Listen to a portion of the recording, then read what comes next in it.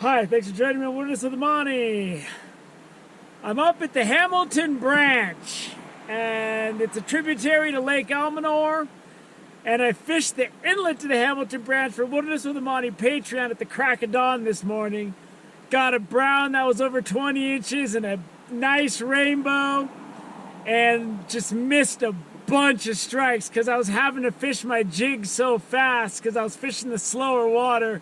They wouldn't hit it if I fished it slow, but I was fishing it so fast, they kept missing it. But I got two big fish in the net. You can get in on that action. There's a link to Wilderness with the Monty Patreon on my channel homepage. I'm now going to try to fish the Hamilton Branch upstream a bit, and I'm still using single barbless marabou jigs. The inlets to Lake Almanor are closed September 30th.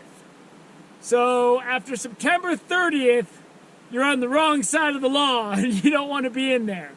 But right now, it's still open. It's only the 18th or so, 17th. And I wasn't going to fish this until the last week of September, but it was only going to be in the 50s today. It's cold out here, and I love it. There's no rattlesnakes. But this section of river I'm about to go fish is really hard to get around. So I don't know how much time I'm going to spend on this. But I'd like to get another big trout in the moving water. I wasn't really fishing the flowing river down there. I was fishing more of the inlet area where the water kind of stopped. And that's where the fish were just whacking my jig. So as I probably mentioned, I'm fishing single barbless, artificial, through and through, catch and release only. And I'm just hoping to catch a nice rainbow. There's some big rainbows up here. I've fished it before. I've been fishing this river since I was in high school. I used to drive up here with my buddy Eric, that's in some of my videos. We'd get in his VW bus and charge up here. And this area right here is easy to get around. Once you start going downstream, it's a nightmare. But I'm willing to undergo nightmares as long as I have a chance at something good. In some of these sections, the river's a lot smaller, so you gotta stay way back. I'm gonna be doing a lot of pitch casting and, I'm just gonna try to see if I can't pull something good out of here. And I'm all fueled up. I had a nice fat double slice of cheese bologna sandwich up at the car before I came down. I ate breakfast at like 4 in the morning. The good thing about a bologna sandwich, when you're making the bologna and cheese sandwich, it looks horrible. But as you get more hungry, as the day progresses, the sandwich gets better and better. And by the time you're starving, the sandwich is gourmet. It's kind of cool because up here, there's a lot of volcanic rock. It's the lower Cascades. And this is a really cool looking stretch of river, this Hamilton Branch.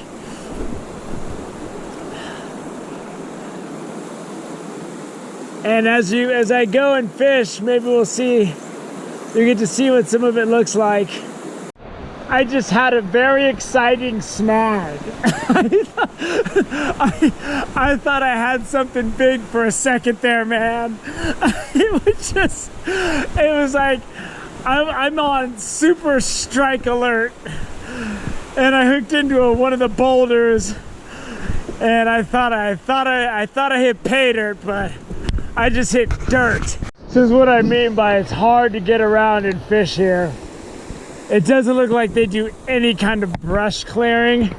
And then when you get down there, there's rocks with holes in between them. So you really gotta watch going down there and snapping your leg. When you see this tall grass down here, it's anything but flat. And there's huge holes in between. So you gotta take your time and make sure you're not stepping into just nothing.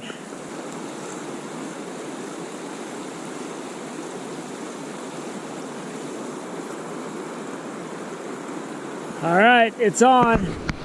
This is where the grind is. Where I was fishing earlier was just casting, fan casting large areas. This is just pitch casting and tight fishing. This is some technical stuff here. So because of the clarity and just shallow with a lot of rocks, I've switched to the largest woolly bugger I got, and I've just tied that onto my spinning rod.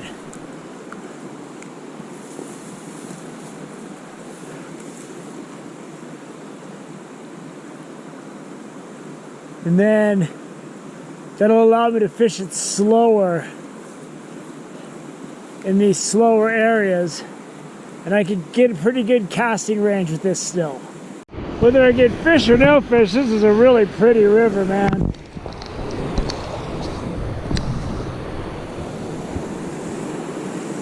I don't know if this woolly bugger is the best idea, but I'm able to fish it a lot slower, so we'll see. There we go. Oh, got a hit. There's a little one, but I got a hit. Hooked a good one. I was gonna make sure I don't break my leg trying to get to the water. Oh, he's jumping like crazy. It's a barbless hook. Oh, these fish up here are really wild. He hit that big woolly bugger. Woo! Yeah! Come on. Let's keep him on. Let's keep him on. Come on, son. Get out of that current. Got to keep the pressure on him. He'll shake that barbless jig like nobody's business. Or the barbless woolly bugger. Come on, boy. Come on, boy, get in that net. We'll let him sit in the net, wait till he's thrashing like crazy. He's ready to go, man. That fish jumped like 5 times. When they jump on the single barbless woolly bugger, it's not as bad as the jig, because the lead head, when they shake their head, that thing flies. But I'll get this and I'll show you what I did to get this fish.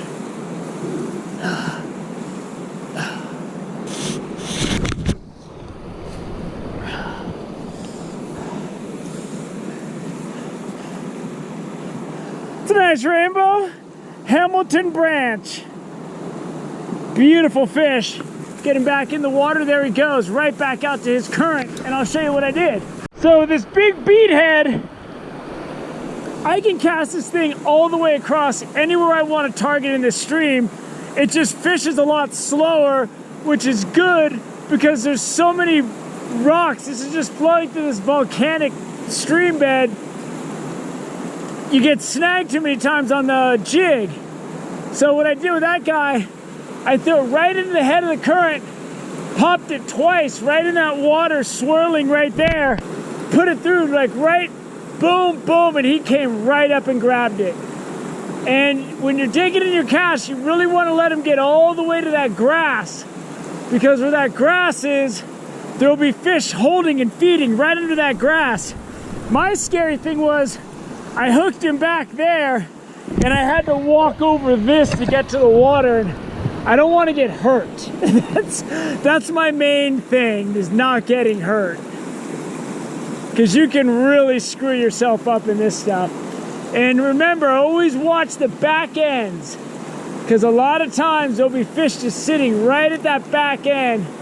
I'll toss my woolly bugger out and I'll give it a couple pops. See, that guy was best because it wasn't open water. I got him right where he had to make a quick decision. And quick decisions are best when you're fishing like this. So by fishing just this woolly bugger on my ultralight spinning rod, I'm able to do so much more in this situation. If I had a jig, I'd throw it out, have to reel it in as fast as I can to make sure I don't get snagged. But with this, I can cast all the way across to that far side, let it go, let the current take it, and then once I get to the back end, I can swim it back around, and I can really just let it take its time in here and just give it little jigs, and just swim it through like it's a woolly minnow or something. And then I can also throw it in between this waterfall let the current take it down to the bottom, and then just jig and it'll just stay down there. So there's a lot of different things I can do with this. I just haven't shown you much of this because I'm just happen to be in the perfect conditions for this today. But I fly fish with my spinning rod all the time, man. Little guy, I just missed a real good strike, man. It's hard to tell when you're getting a hit when you're doing this, and I'll show you why. He already fell off. I'll get my hand wet on the net. So this long handle net's good. I never have to put my fish into a dry net, and then I can get my hand wet on the net. Nice little wild rainbow, get him back in the water.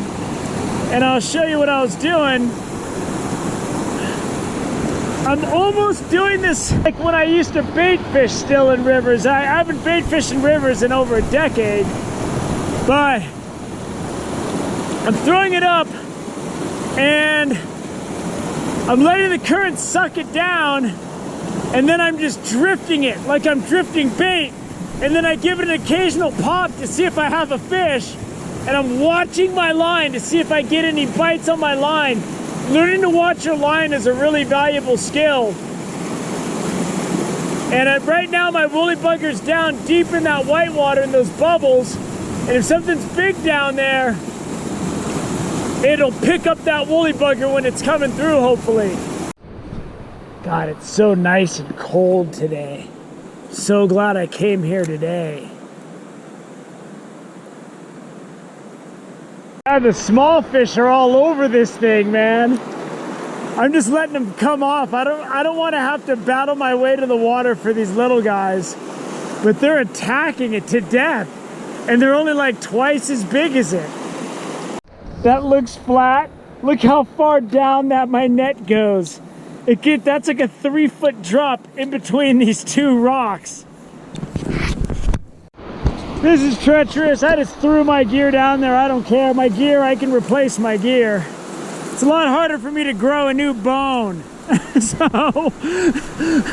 I put those down so I could use both hands and shimmy down this log. The only cast I had was downstream. I'm using that woolly bugger still. And a big rainbow came up out of there. Missed it. I didn't feel him. So I'm gonna sit here for a second, drink some water, and if you don't see me come back on with a clip of me fighting this fish, that means I caught absolutely nothing. Nothing. I haven't been turning the camera on when I catch fish, but this one's probably worth it. Oh, nice wild rainbow. The rainbows in here are beautiful. They got this dark color, and I'm still just plugging along. I'm still just plugging along with that barbless woolly bugger. There he's in the net. You know, he's not huge, but it's a really colorful wild fish. Beautiful colors on him. There he is. Nice little rainbow. Get him back in there. And just doing the thing with the woolly bugger. That one, I went to that far rock over there, soft tossed it, jigged it a couple times. I'm just giving it very little movement, letting it flow in the current, just letting it move a little bit, and they're just coming up and nailing it. I'm getting a lot of hits. I've only had one big guy come out, and that was the one I couldn't get to hit again. And I'm gonna be wrapping this up real soon. A lunker rainbow on.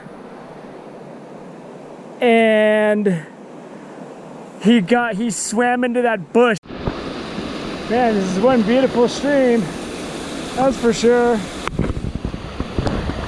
Look at that thing. Well, that's gonna do it. I was gonna try to fish the upper feather today, but when I lost that big trout, man, I just kept fishing and I didn't get anything. I used this big jig. It was a deep pool, and I saw two big rainbows at the bottom following it, and they didn't take it. So I put that woolly bugger back on, casted it upstream, let it sink down, and I set the hook on one of those big fish, and it jumped and then just ran straight around the corner around this bush. And it was game, set, match, man. That thing took me out. My drag was a little too loose.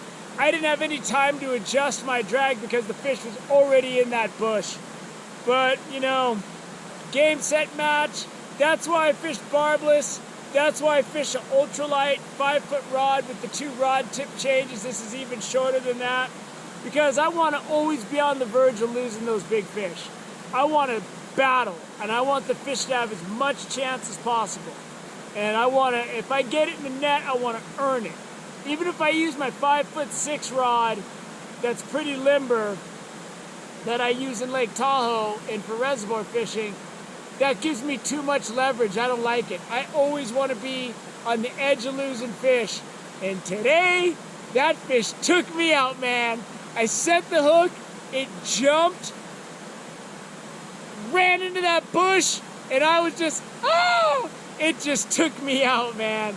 And I could keep telling myself, well, I got a big brown in the net this morning and another nice rainbow. That ain't gonna fill the hole in my soul. It's gonna only be filled by more fishing. Unfortunately, this is only open for the Saturday preceding Memorial Day till September 30th. So I'm probably not gonna get back up here until next year. But this was great. I love coming back to the Hamilton Branch. I used to drive up here with my buddy Eric in his VW bus. We're in high school growing up back in San Mateo. We'd drive all the way up here. We'd fish Almanor in the winter. San Mateo produced 2 things: Tom Brady, Super Bowl champion, and me. He actually went to high school right down the street from I went to Aragon High School. I think he went to Sarah. It was a great day to be out on the branch. It's a beautiful river. If you come down here, please be careful. It's really dangerous. This is one of the most dangerous shorelines to walk around on. But, hey, we got some good fish in the net today between Patreon and YouTube. That's going to probably do it for this week. All right. Thanks for joining me today for those wild rainbows on the Hamilton Branch. Until next time.